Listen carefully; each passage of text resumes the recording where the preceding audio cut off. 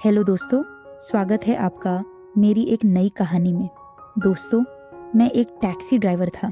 रात के करीब 2 बजे मैं रेलवे स्टेशन के बाहर खड़ा था।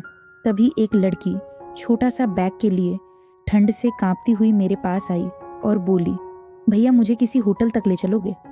मैंने आसपास देखा।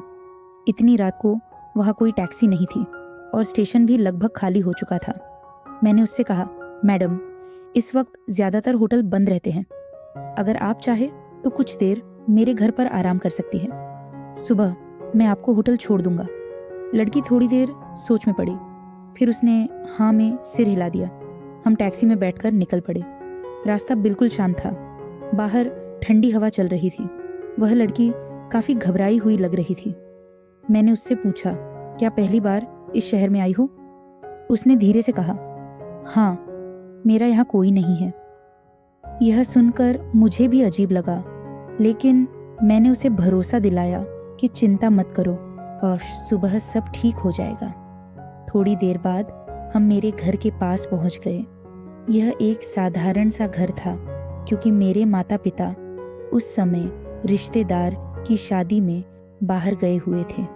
लड़की घर के अंदर आई और थकान से कुर्सी पर बैठ गई।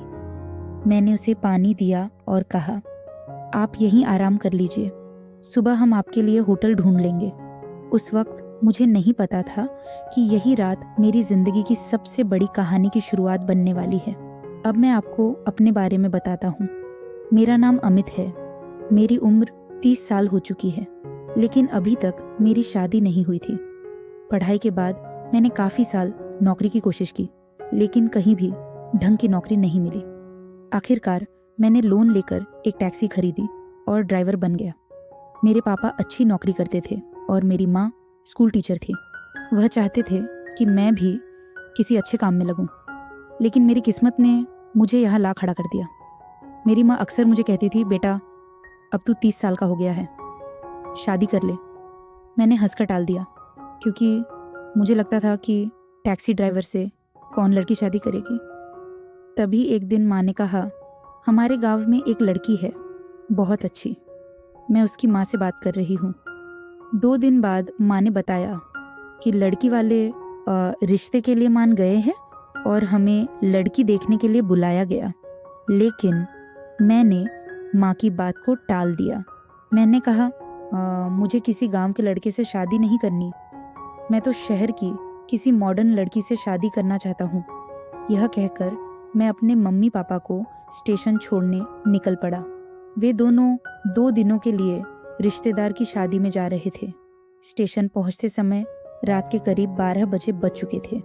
मैंने सोचा घर पर कोई नहीं है, इसलिए स्टेशन पर ही रुक जाता हूँ। शायद कोई ट्रेन आए और कोई सवारी मिल जाए। रात में टैक्सी चलाने का फ़ायदा यह होता है कि ट्रैफिक भी नहीं मिलता और किराया भी ज़्यादा मिल जाता था। इसी वजह से मैं अक्सर रात में ही काम करता था। वहीं बैठे बैठे कब मेरी आंख लगी मुझे पता ही नहीं चला। तभी एक लड़की की आवाज़ से मेरी नींद खुली। जब मैंने आंखें खोला तो देखा आसपास कोई दूसरी टैक्सी नहीं थी। शायद कोई ट्रेन आई थी और सारे ड्राइवर सवारी लेकर चले गए थे। मैं अकेला ही वहाँ बैठा था। मैं उस लड़की की तरफ देखने लगा। उसने मुझसे पूछा, चलोगे क्या? मैंने सिर हिलाकर कहा, बताइए कहाँ चलना है? वह ठंड से कांप रही थी और बाहर बहुत सर्दी थी। वह टैक्सी के अंदर आकर बैठ गई। मैं उससे पूछता रहा कि आपको कहाँ जाना है। कुछ देर वह चुप रही, फिर बोली, मेरे पास जाने के लिए कोई जगह नहीं है। मैं पहली बार इस शहर में आई हूँ और मुझे भी पता नहीं है। यह सुनकर मैं हैरान रह गया। रात के 2 बजे बज रहे थे और इतनी रात में एक अकेली लड़की स्टेशन पर खड़ी थी। मैंने कहा, मैडम, इतनी रात को यूं अकेले रहना ठीक नहीं होता। कोई तो जगह होगी जहां मैं आपको छोड़ सकता हूं। वह थोड़ी देर चुप रही, फिर बोली, मुझे किसी होटल में ले चलो।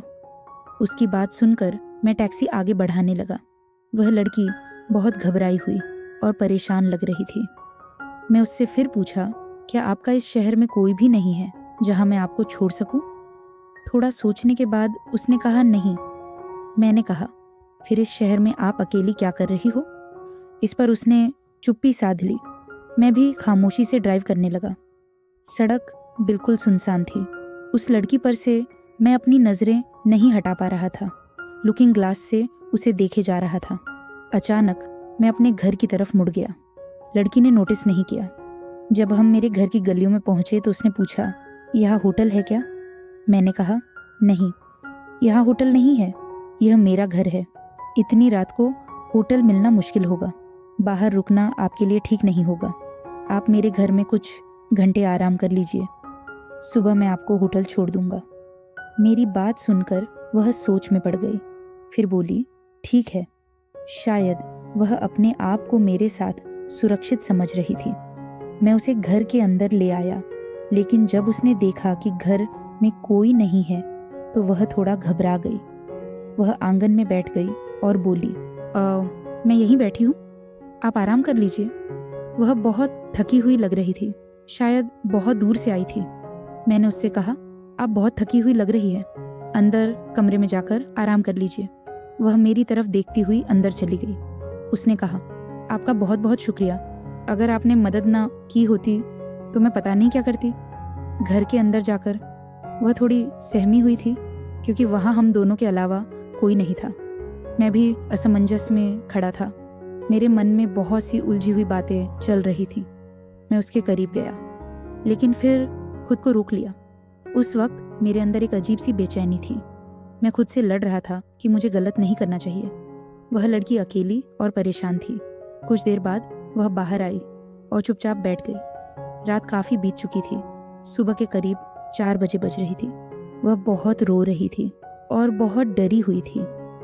तब मुझे एहसास हुआ कि मुझसे बहुत बड़ी गलती हो सकती थी। मैं डर गया था कि कहीं कोई बड़ी मुसीबत ना हो जाए। इसी डर में मैंने फैसला किया कि इसे यहाँ से किसी सुरक्षित जगह पर छोड़ दूं, ताकि कोई और परेशानी ना हो। मैंने उसे टैक्सी में बैठाया और शहर की तरफ चल पड़ा। रास्ते भर मैं यही सोचता रहा कि यह सब मेरी जिंदगी को बदल सकता है। स्टेशन के पीछे मुझे एक सुनसान सी जगह दिखी। मैंने गाड़ी रोकी और उससे कहा, आप यहाँ से आगे निकल जाइए, यहाँ से स्टेशन पास है। उस वक्त मैं सिर्फ अपने बारे में सोच रहा था और घबराहट में उस लड़की को उसके सामान के साथ वहाँ उतार कर गाड़ी लेकर तेजी से घर आ गया। उसके बाद मैं जाकर सो गया। लेकिन सुबह फ़ोन की घंटी से मेरी नींद खुली। माँ का कॉल था। उन्होंने कहा कि कुछ ज़रूरी बात हो गई, इसलिए हम जल्दी वापस आ रहे हैं। यह सुनकर मैं बहुत घबरा गया। मैंने कहा, माँ क्या हुआ? मैं पहले से ही बहुत परेशान हूँ, कहीं कुछ गड़बड़ तो नहीं हो गई? उन्होंने गंभीर आवाज़ में कहा, सो घर आकर बताती हूँ। यह सुनकर मेरा डर और बढ़ गया। मुझे लगा कहीं उस लड़की ने कोई शिकायत तो नहीं कर दी। थोड़ी देर बाद मैं उठा, कंबल ओढ़ा और मफलर से चेहरा ढककर साइकिल लेकर उसी जगह पहुंच गया जहां मैंने उस लड़की को छोड़ा था। वहां पहुंचकर देखा कि वहां उसका कोई निशान नहीं था। मैं और ज्यादा घबरा गया और सोचने लगा, वह आखिर गई कहाँ? वह मुझ पर भरोसा करके टैक्सी में बैठी थी और मैंने यह सब कर दिया। अगर मैं थोड़ा खुद पर काबू रखता तो यह सब ना होता। मैं साइकिल लेकर स्टेशन तक गया, लेकिन वह वहां भी नहीं मिली। फिर मैं घर लौट आया और बहुत बेचैन हो गया। धीरे धीरे मेरे अंदर पछतावा होने लगा। मैं खुद से गुस्सा कर रहा था। सोच रहा था, अगर मेरी बहन के साथ कोई ऐसा करता तो मुझे कैसा लगता। दिन भर मैं ऐसी सोच में डूबा रहा। शाम होते ही मेरी माँ घर आ गई। उन्हें देखते ही मेरा दिल जोर जोर से धड़कने लगा। मुझे लगा उन्हें सब पता चल गया होगा। माँ ने मुझसे पूछा, क्या बात है, तुम इतने परेशान क्यों हो? मैंने कहा, मेरी तबीयत ठीक नहीं है। माँ ने कहा, रात को ऐसा क्या हुआ बेटा? यह सुनकर मेरा डर और बढ़ गया। मैं चुप ही रहा। तब माँ ने कहा, मैंने तुम्हारी शादी तय कर दी है और 10 दिनों के अंदर तुम्हारी शादी होगी। यह सुनते ही मेरे पैरों तले जमीन खिसक गई।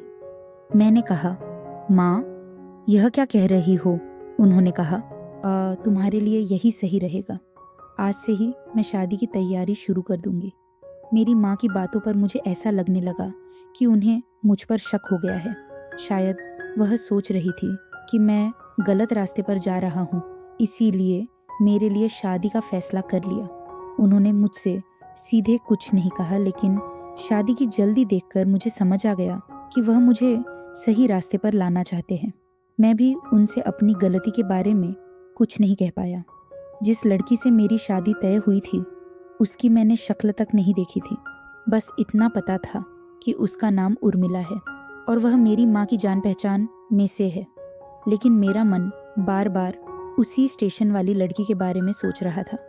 मैं चाहता था कि वह मुझे एक बार मिल जाए ताकि मैं उसे माफ़ी मांग सकूं और उसे शादी कर सकूं। मैंने उसे ढूंढने के लिए अपनी ड्यूटी बढ़ा दी। हर जगह उसी को तलाश करता रहा, लेकिन वह कहीं नहीं मिली। मुझे लगा शायद वह शहर छोड़कर चली गई। मैं ऊपर वाले से रोज़ यही दुआ करता था कि वह एक बार मुझे मिल जाए। इसी बीच शादी का दिन आ गया। हम बारात लेकर घर निकले। काफ़ी दूर का सफ़र था। बस से शादी की जगह पहुँचे। पंडित जी मंत्र पढ़ रहे थे। कन्यादान के बाद मैंने उसकी मांग में सिंदूर भरा। दुल्हन ने घूंघट कर रखा था और मैंने उसकी शक्ल भी नहीं देखी थी। मैं मन ही मन सोच रहा था कि यह गांव की लड़की है। क्या मैं इसे कभी प्यार कर पाऊंगा? मैं यही सोच रहा था। वैसे भी कहीं ना कहीं स्टेशन वाली लड़की को मैं अपना दिल दे चुका था। इस गांव की सीधी सादी लड़की को मैं अपनी पत्नी के रूप में स्वीकार नहीं कर पा रहा था। दुल्हन को लेकर हम घर आ चुके थे और मैं सुहागरात के कमरे में पहुंचा। मेरा दिल बहुत भारी था। मैं उसके पास गया। मेरी पत्नी दुल्हन बनकर बैठी थी। मैंने उससे कहा, देखो, मैं भी तुम्हें अपना दिल नहीं दे सकता। मैं एक बहुत बड़ा गलती कर चुका हूँ। मैंने एक लड़की के साथ बहुत गलत किया था। बाद में मुझे एहसास हुआ कि यह मेरी भूल थी। मैंने उसे बहुत ढूंढा था। उसके पैर पकड़कर माफ़ी मांगना चाहता था। उसे शादी करना चाहता था। लेकिन मेरी माँ ने मेरी गलती का अंदाज़ा हो गया था, इसीलिए उन्होंने मेरी शादी तुमसे करवा दी। लेकिन मैं भी तुम्हें वह प्यार नहीं दे सकता। मुझे माफ़ कर देना। इतना कहकर मैं कमरे से बाहर जाने लगा। तभी उस लड़की ने मेरा हाथ पकड़ लिया। उसने कहा, आप जैसे भी हो, मुझे आप अच्छे लगते हो। इंसान, आज से गलतियां हो जाती हैं। मैं दुआ करूंगी कि आपको वह लड़की मिल जाए और वह आपको माफ़ कर दे। इतना कहकर उसने अपना घूंघट हटा दिया। मैं उसकी तरफ देखना नहीं चाहता था, लेकिन उसके शब्दों ने मुझे रोक लिया। जैसे ही मैंने नज़र उठाई, मेरे पैरों तले ज़मीन निकल गई। मेरी पत्नी उर्मिला वही स्टेशन वाली लड़की थी। मैं बिल्कुल हैरान रह गया। उसने कहा, उस रात मैं आपसे मिलने ही आई थी। मैं ही वह गांव वाली लड़की हूँ जिसका रिश्ता आपने पहले ठुकरा दिया था। आपकी माँ चाहती थी कि मैं आपका दिल जीतूं, इसलिए उन्होंने मुझे उस रात बुलाया था। मुझे आपके पते पर जाना था, लेकिन आप मुझे टैक्सी में मिल गए। मुझे कभी अंदाज़ा नहीं था कि सब कुछ ऐसा हो जाएगा। अगले दिन मैंने अपनी आपकी माँ को सब कुछ बताया और उन्होंने हमारी शादी तय कर दी। मुझे नहीं पता था कि आप अंदर से इतना पछता रहे हैं। यह सुनकर मेरी आंखों से आंसू आ गए। मैंने उसके सामने हाथ जोड़ दिए। मैंने कहा, ओह, मैंने इस शहर की हर जगह तुम्हें ढूंढा था। जब तुम नहीं मिली तो मैं बहुत डर गया था। अगर मिल जाती तो मैं तुमसे ही शादी करता। उस रात मैं खुद को संभाल नहीं पाया था। तुम्हें देखकर मेरी समझ काम नहीं कर रही थी। मैंने अपनी जिंदगी में तुम जैसी लड़की कभी नहीं देखी। मुझे बहुत अफसोस है कि मैंने कभी तुम्हारा रिश्ता ठुकराया था। यह सुनकर मेरी पत्नी ने मुझे माफ़ कर दिया और हम दोनों एक दूसरे के करीब आ गए। दोस्तों, आपको यह कहानी कैसी लगी? अगर आपको यह कहानी अच्छी लगी हो तो चैनल को ज़रूर सब्सक्राइब